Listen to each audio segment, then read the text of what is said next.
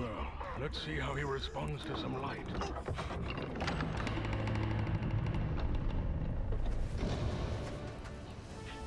If you're anything like me, when you first heard that a game set in the Lord of the Rings universe following the exploits of Smeagol was being developed, you were skeptical. Though vital to the story of Middle-earth's conflict with Sauron, he's largely a one-note antagonist who's present for as long as necessary throughout the books, and no longer. At least, that's what I thought going in.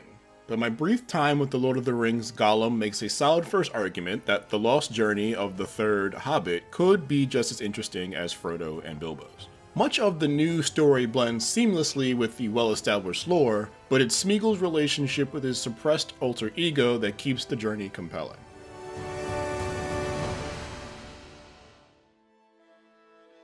A big selling point for me was the possibility of following the footsteps of Middle-earth's greatest misfit and watching him duel himself.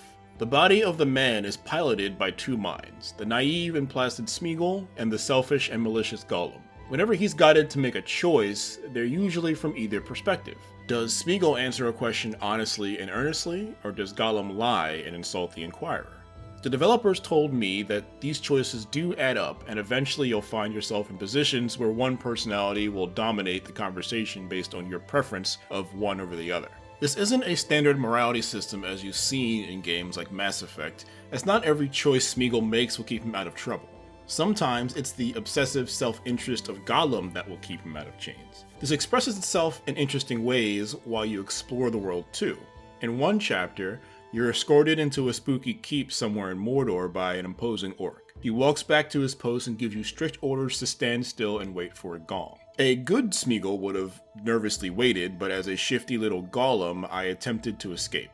Clever orc. The other one. He'll see us. We need a stone. He's quite the climber, with the platforming feeling largely like the Uncharted variety of ledge grabbing, vine scaling, and acrobatic swing jumping. It was a little jarring at first to see him move so video gamely, considering my impression of the character established from books and movies, but after a while, his almost supernatural scampering feels right. This, mixed with its approach to combat, to discourage it at every turn in favor of stealth and trap laying, combined to lock you into a style of play that feels appropriate for the sort of creature who lives in the shadows of bigger, scarier things and lives to tell the tale. At the end of the above section, after traipsing over jagged scaffoldings and tiptoeing through laboratories and offices full of very important and conspiratorial-looking objects, I met a creeper named Candleman. His poise and intimidation factor made him fit right at home on the cliffs of Mount Doom, so I assumed this was a character from a book I'd missed like the Silmarillion.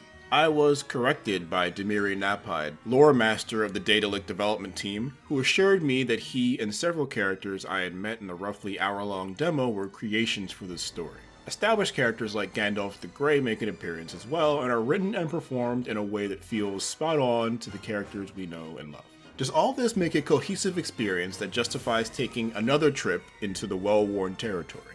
There's not enough in this demo to be certain, but the Lord of the Rings Gollum does at least make a good first impression, outlining a solid case for piloting one of the strangest and yet most important characters in the lore. Hopefully the final product, launching on May 25th for PC and consoles, melds the split personality choices, parkour, stealth, and story into a project you won't want to throw into a volcano. For more on the Lord of the Rings, don't miss our review of Season 1 of Amazon's Lord of the Rings show, Rings of Power. And for everything else in Middle-earth and beyond, keep it locked on IGN.